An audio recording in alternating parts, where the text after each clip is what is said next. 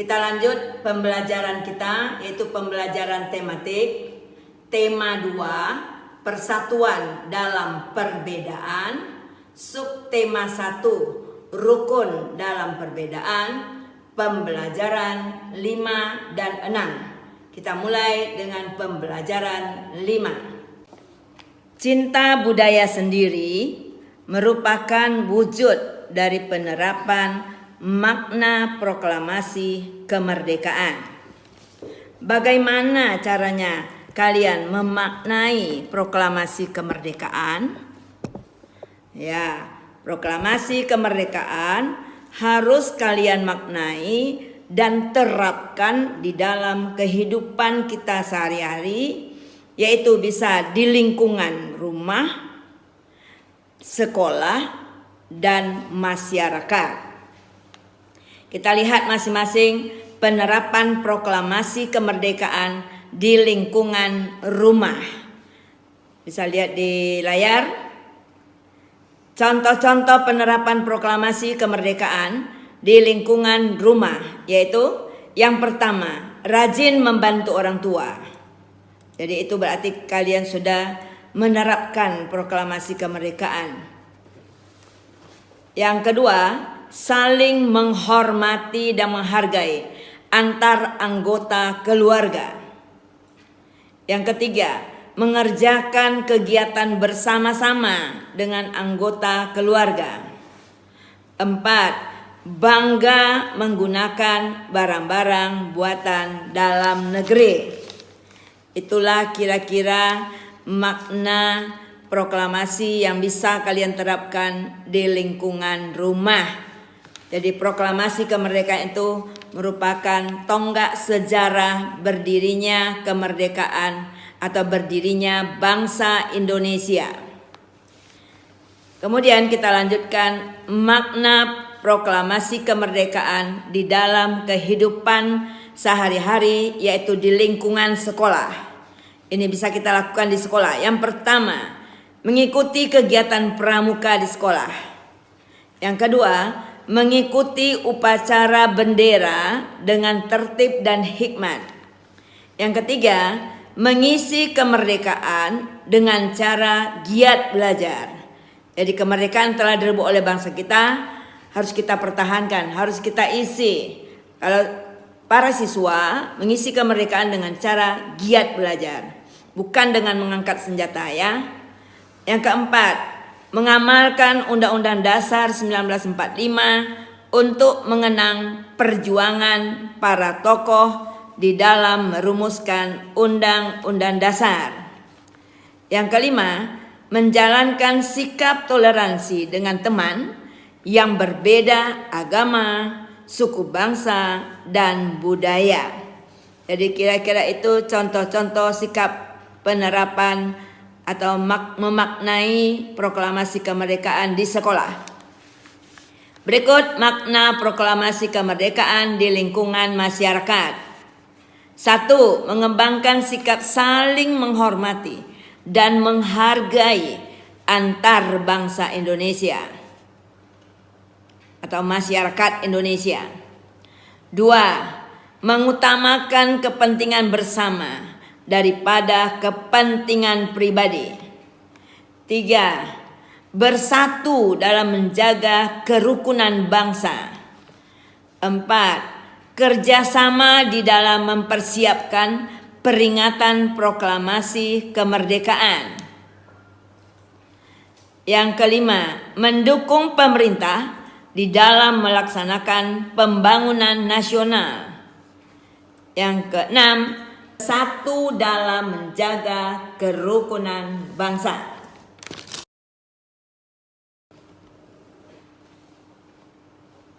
Ini ada sebuah cerita. Jadi teacher bacakan ceritanya. Juga terdapat di dalam buku Head halaman 32. Edo, Lani, Siti, Udin, Dayu, dan Beni berencana mengikuti festival budaya. Saat ini mereka sedang berdiskusi untuk menentukan budaya yang akan mereka usung. Edo dan teman-temannya sangat antusias mengikuti festival ini. Mereka ingin memperkenalkan seni dan budaya suku-suku yang ada di Indonesia. Menentukan kebudayaan mana yang akan dipilih tidaklah mudah. Semua budaya yang dimiliki Indonesia sangat beragam dan menarik.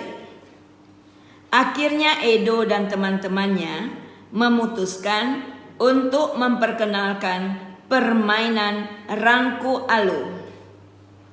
Permainan rangku alu berasal dari Nusa Tenggara Timur. Dalam masyarakat Manggarai, rangku alu dilakukan untuk merayakan hasil panen perkebunan dan tani. Edo dan teman-temannya sangat bangga dengan kebudayaan Indonesia. Kemudian, ceritakan tentang makna proklamasi kemerdekaan yang tercermin pada kegiatan Edo dan teman-temannya. Jadi makna proklamasi kemerdekaan yang dilakukan antara Edo dan teman-temannya adalah: 1. Edo dan teman-temannya mengadakan musyawarah di dalam menentukan budaya yang akan mereka tampilkan dalam mengikuti festival budaya. Yang kedua, mereka bangga dengan budaya yang berlandaskan Indonesia. Berikut, apa yang kamu pelajari dari kegiatan Edo dan teman-temannya terkait makna proklamasi kemerdekaan? Jawabnya, mereka Edo dan teman-temannya mau memperkenalkan permainan tradisional kepada masyarakat luas. Yang ketiga, berikan contoh penerapan makna proklamasi kemerdekaan dalam kehidupanmu sehari-hari, baik di rumah, sekolah, dan masyarakat. Jadi kalau di rumah bisa diwujudkan dengan menghormati kedua orang tua, kemudian menyayangi sesama saudara di rumah.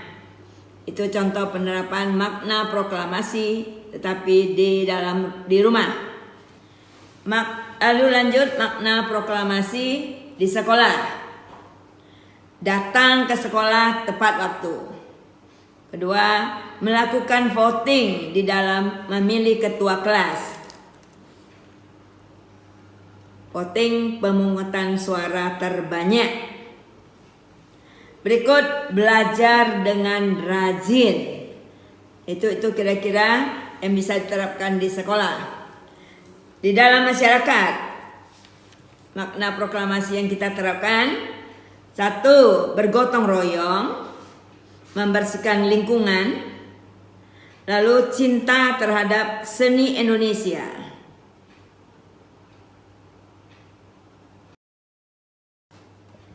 Berdasarkan, ya kita masuk dengan SBDP, seni budaya dan prakarya. Berdasarkan penyajiannya, tarian dapat kita bagi atas 3. Ada tarian itu dimainkan oleh 1 orang. Itu namanya tarian tunggal. Ada yang dimainkan oleh 2 orang. Disebut tarian ganda. Ada yang dimainkan dalam jumlah yang banyak atau berkelompok. Jadi ada tari perorangan, ada perorangan artinya tunggal ya. Ada tari berpasangan atau berduaan. Yang ketiga, tari kelompok dalam jumlah yang banyak. Kita lihat tari perorangan atau tarian tunggal. Jadi tarian tunggal tarian dimainkan oleh satu orang. Adapun pola lantai yang digunakan pada tarian tunggal adalah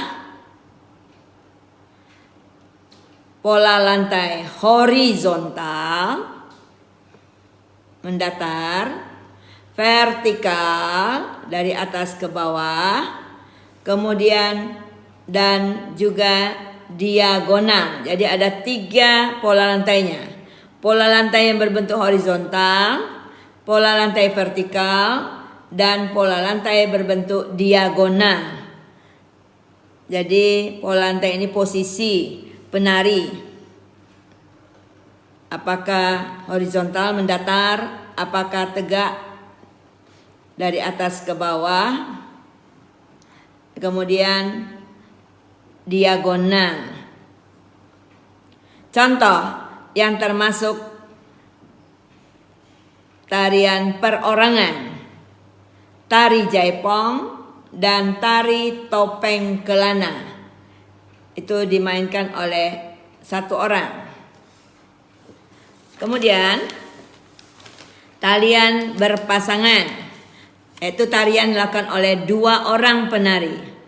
Pola lantainya adalah pola lantai horizontal, vertikal, dan juga diagonal.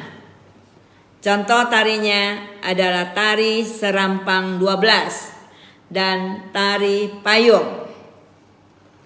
Berikut tari kelompok, yaitu tari yang dilakukan secara berkelompok. Pola lantai yang digunakan berbentuk melingkar, berbentuk angka 8, ataupun melengkung.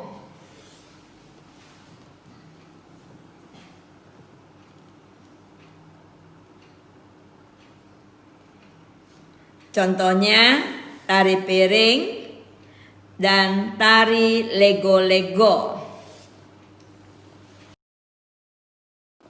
Lihat di layar, ada bermacam-macam tari, yaitu tari yang pertama, tari Seudati.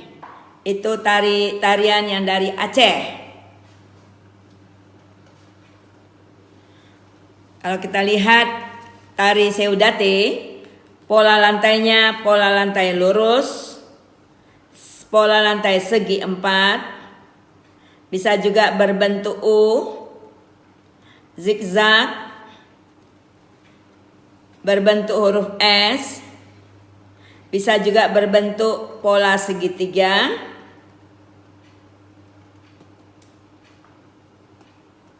dan pola segi 4. Kemudian tari andun. Tari andun adalah tari yang berasal dari Bengkulu. Pola lantai yang digunakan adalah berbentuk lingkaran.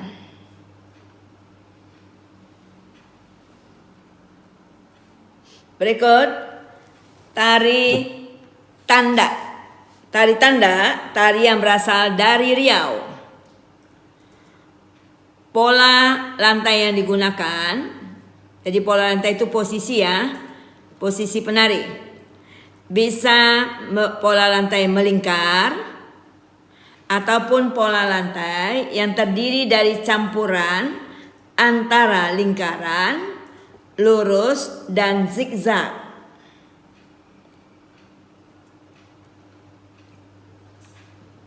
Lanjut, tari tambun dan bungai. Tari tambun dan bungai adalah tari yang berasal dari Kalimantan.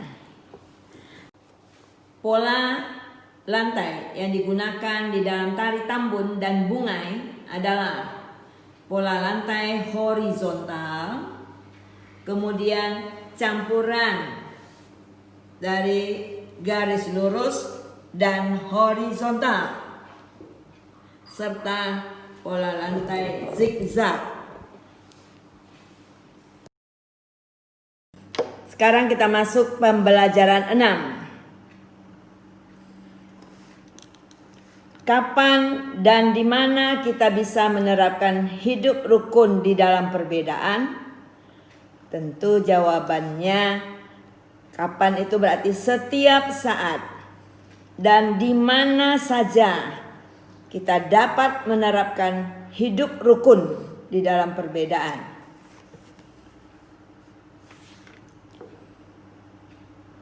Pernahkah kalian menjadi pasukan pengibar bendera? Biasanya orang-orang yang terpilih menjadi pasukan pengibar bendera itu adalah orang-orang yang hebat. Apalagi kalau terpilih menjadi pengibar bendera di Istana Negara setiap tanggal 17 Agustus. Itu suatu peristiwa yang sangat membanggakan bagi orang tersebut. Sungguh termasuk anak-anak hebat. Karena untuk menjadi pasukan pengibar bendera di Istana Istana Negara tidaklah mudah.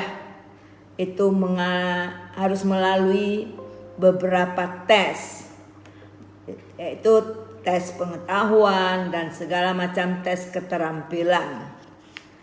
Jadi sebenarnya kalian juga nantinya bisa menjadi pasukan pengibar bendera yang mula-mula di sekolah, kemudian nanti bisa di suatu organisasi ataupun nanti terakhirnya di Istana Negara. Dicari yakin kalian bisa.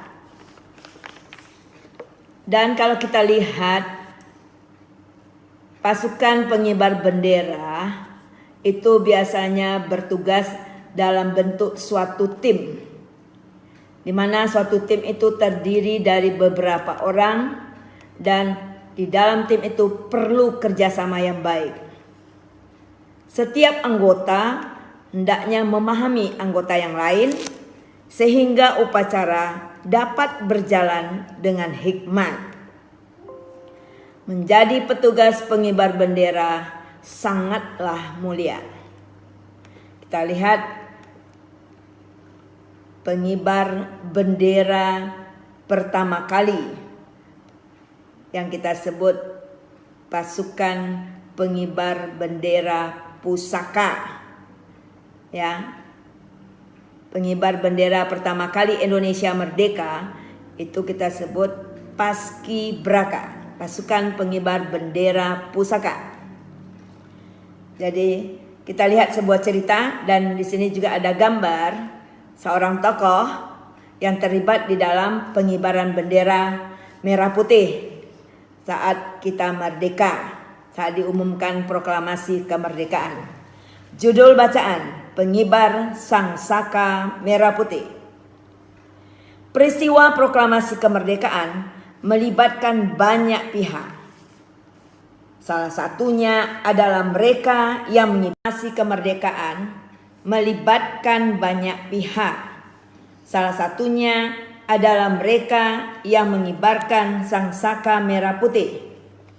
Berkibarnya bendera merah putih menegaskan berdirinya negara Indonesia yang merdeka dan berdaulat. Abdul Latif Hendraningrat adalah salah satu pengibar bendera pada tanggal 17 Agustus 1945 di Pegangsaan Timur, Jakarta. Ia adalah lulusan Sekolah Tinggi Hukum. Saat menjadi mahasiswa, ia mengajar bahasa Inggris di beberapa sekolah menengah swasta, seperti yang dikelola oleh Muhammadiyah dan perguruan rakyat. Ia juga ditugaskan ke New York untuk memimpin rombongan tari. Abdul Latif Hendraningrat pernah menjadi pasukan pembela tanah air atau PETA dan ikut di dalam berbagai pertempuran. Ia pernah menjabat komandan komando kota ketika Belanda menyerbu Yogyakarta tahun 1948. Kemudian ia ditunjuk sebagai atase militer RI untuk Filipina, yaitu tahun 1952. Lalu dipindahkan ke Washington hingga tahun 1956.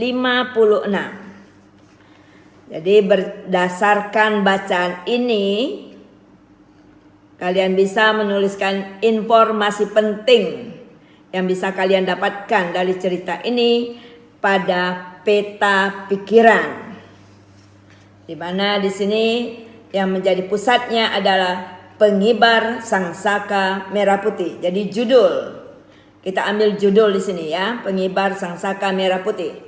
Kemudian kita buatkan peta pikiran seperti biasa dengan menggunakan kata tanya apa, mengapa, siapa, bagaimana, kapan, dan di mana. Contoh. Jadi dari cerita ini berarti kita bisa mendapatkan informasi penting dengan menggunakan kata-kata tanya. Lalu kita bisa membuatkan peta pikiran. Ada beberapa kata tanya di sini, yaitu apa? Kata tanya apa biasanya untuk menanyakan hal atau peristiwa yang terjadi. Kemudian kata mengapa biasanya untuk menanyakan sebab terjadinya suatu peristiwa. Kemudian kata siapa untuk menanyakan seseorang atau pelaku yang terlibat dalam suatu peristiwa.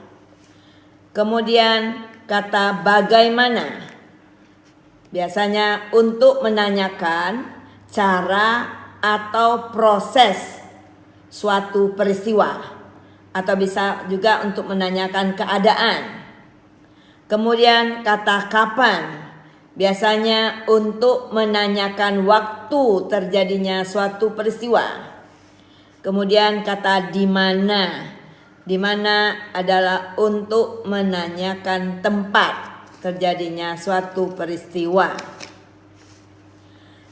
Jadi kalau kita buat peta pikirannya, di mana kita ambil dari judul, pusatnya adalah pengibar sangsaka merah putih.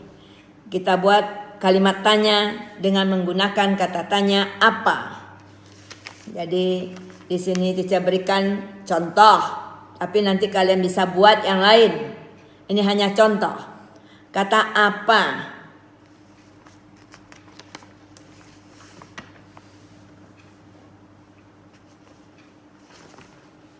Apa judul teks bacaan tersebut?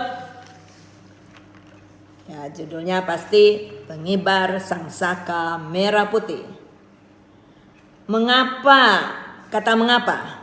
Mengapa bendera merah putih perlu dikibarkan setelah pembacaan teks proklamasi? Jadi jawabannya untuk menegaskan bahwa bangsa Indonesia atau negara Indonesia telah berdiri menjadi negara yang merdeka dan berdaulat. Lalu kata siapa? Siapa yang mengibarkan bendera merah putih pertama kali kita merdeka? Tentu jawabnya Abdul Latif Hendra Ningrat. Kemudian memakai kata bagaimana. Bagaimana perjalanan karir Abdul Latif? Ya, kalau kita lihat perjalanan karirnya, dia adalah lulusan sekolah tinggi hukum. Kemudian pernah pada saat menjadi mahasiswa dia mengajar bahasa Inggris di sekolah menengah swasta. Ya, pernah lagi ditugaskan ke New York untuk memimpin rombongan tari. Ya. Kemudian pernah juga ikut serta di dalam menjabat sebagai komandan kota ketika Belanda menyerbu Yogyakarta, dan juga pernah menjadi atase militer RI untuk Filipina. kemudian dia pindahkan ke Washington. Jadi itu perjalanan karirnya. Kata kapan? Kapan bendera merah putih pertama kali dikibarkan? Tentu jawabannya 17 Agustus 1945. Lalu kata di mana? Di mana bendera merah putih pertama kali dikibarkan? Jawabnya di Jalan Pegangsaan Timur nomor 56 Jakarta. Mengibarkan bendera merah putih merupakan salah satu wujud dari menjalankan persatuan. Untuk melakukannya, mewujudkan persatuan, dibutuhkan kerukunan dari anggota-anggotanya. Kita telah belajar pentingnya hidup rukun di dalam persatuan. Adapun 3 contoh wujud persatuan di dalam kegiatan di sekolah umpamanya. Yang pertama, piket kelas. Ini bermanfaat agar kelas kita menjadi bersih. Yang kedua, persatuan di dalam diskusi kelompok. Ini bermanfaat agar kegiatan diskusi kita bisa berjalan dengan lancar. Yang ketiga, kita melakukan gotong royong membersihkan halaman sekolah. Ini juga sangat bermanfaat agar sekolah kita menjadi bersih. Lalu contoh kegiatan pelaksanaan nilai persatuan dan kesatuan di masyarakat. 1. Membantu korban bencana alam tanpa melihat suku dan agama mereka. 2. Mempersilakan orang lain untuk beribadah sesuai dengan agamanya masing-masing. 3. Membantu tetangga yang kesusahan meskipun berbeda suku dan agama dengan kita. Kemudian tadi sudah kita lihat contoh kegiatan pelaksanaan nilai persatuan dan kesatuan di lingkungan masyarakat. Sekarang kita lihat lagi apa manfaat kita menerapkan persatuan dan kesatuan di dalam lingkungan masyarakat. Yang pertama, kehidupan bermasyarakat atau kehidupan masyarakat akan menjadi aman, tentram, dan damai. Yang kedua, masalah akan lebih cepat terselesaikan karena semua masyarakat bersatu.